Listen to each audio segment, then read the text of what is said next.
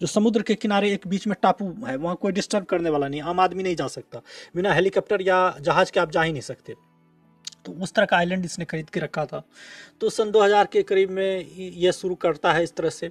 फिर 2005 में एक फ्लोरिडा में एक लड़की, 14 साल की लड़की, वो बयान देती है कि मेरे साथ यौन शोषण हो रहा है, इस जगह पर हुआ, मतलब उस गैंग का खुलासा किया।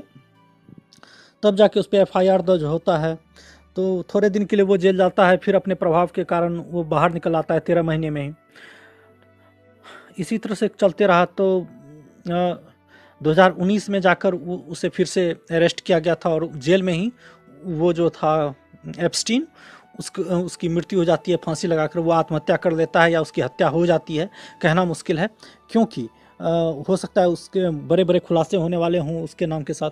डोनाल्ड ट्रंप का कई बार वहाँ जाने का वीडियो वायरल हुआ है, या फिर उसकी फाइल्स आई है। तो लगभग 30 लाख पन्नों का जो है कि 23 लाख पेज के जो है कि सबूत हैं, 2000 वीडियोज़ हैं, 1,80,000 फ़ोटोज़ हैं, कई ईमेल्स हैं।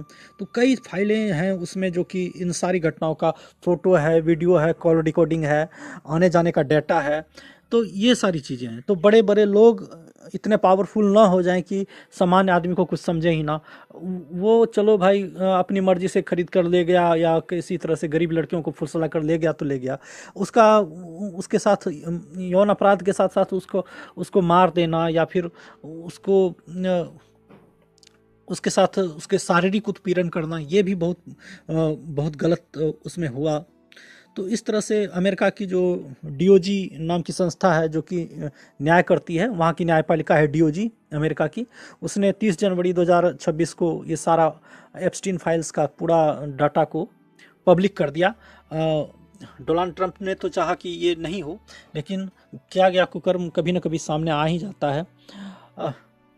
और ये सब चीज़ें ज़बरदस्ती ठीक तो है ही नहीं, और अपने पावर का गलत इस्तेमाल करोगे तो शुरू में तो बच जाओगे, लेकिन बाद में वो नुकसान उठाना ही पड़ता है। प्रकृति में ऐसा नियम है कि तुम बच नहीं सकते, गलत करके नहीं बच सकते। तो यही है कि हमें अभी देखना होगा कि जितने भी अधिकारी वर्ग के लोग हैं बिहार में भी, वो किस तरह से काम करते हैं, उन्हें कैसे काम करना चाहिए, उन्हें अपने चरित्र का कैसा गठन करना चाहिए। उनके चरित्र, जो भी टॉप पोजीशन पर हैं, उनके चारित्रिक जांच जरूर होनी चाहिए, क्योंकि गलत किया ही जा सकता है।